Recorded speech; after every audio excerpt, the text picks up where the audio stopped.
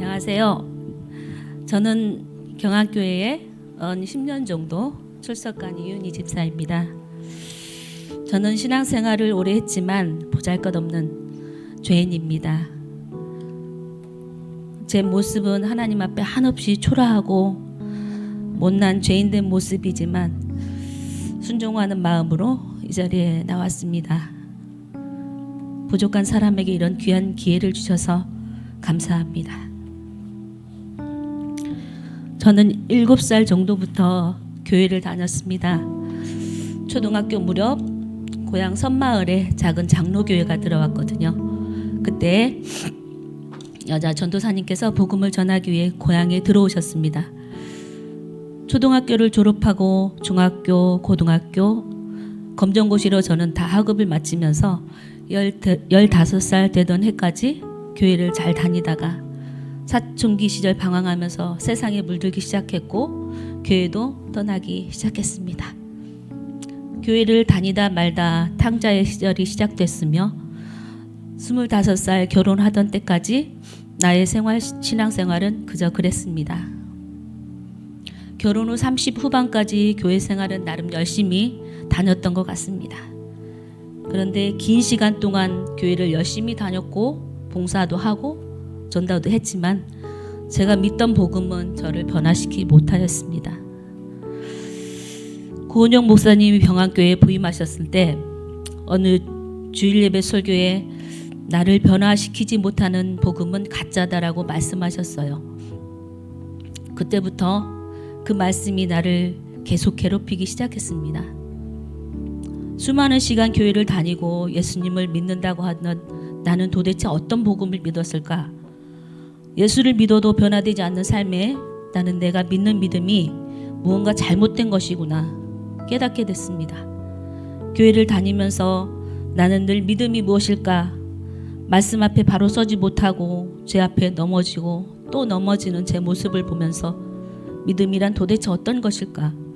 예수를 믿는다는데 왜 나는 죄에서 해방될 수 없을까? 내가 믿는다는데 도대체 왜 내 모습은 이 모양이고 내 삶은 늘 가난의 고통 속에서 평생을 눌려 살까? 너무도 괴로웠습니다. 믿음에 대해 고민하던 나는 복음학교를 시작한다고 하시기에 믿음이 무엇일까 제대로 배우고 싶어서 복음학교에 동참하게 됐습니다. 예수님은 자신이 하나님임을 나타내시는 것으로 십자가에 죽으시고 3일 만에 부활을 보이심으로 하나님을 증명하셨다 하셨어요. 그러나 머리론 이해가 되고 알겠는데 예수님의 십자가의 복음은 나이가 실제가 되지 않은 것을 알게 되었습니다. 복음이신 예수님을 나와 전혀 상관없이 믿고 있던 나는 껍데기 신앙생활을 했었고 슬프게도 내 안에는 예수 생명은 없었습니다. 나는 가짜 그리스도인이었습니다. 나는 주님 앞에 가면을 쓰고 주님을 믿는다고 입으로만 고백하던 종교일 뿐이었습니다. 내가 믿는 하나님은 나의 문제를 해결해 주시는 분이어야만 했고 나의 상황이 어려울 때면 내 상황을 좋은 상황으로 바꿔 주시는 분이어야 했고 평강을 주시는 하나님이셔야 했습니다. 내가 만들어둔 나만의 하나님은 슈퍼맨 하나님이셔야만 했습니다. 그러나 나의 구하던 기도들은 응답해 주셨던 기도도 많았지만 불발되는 기도가 더 많았습니다.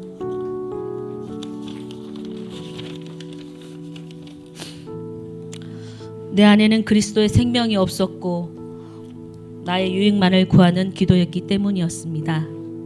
저는 하나님을 의지하기보다 돈을 더 의지했고 사람을 의지했고 나의 생각을 더 믿었던 악한 죄인의 모습이 바로 저였습니다. 십자가에 예수님만 죽으시게 하고 나는 십자가에 죽지 않았고 십자가와 아무런 상관없이 믿던 저는 너무 이기적인 죄인의 모습이었습니다.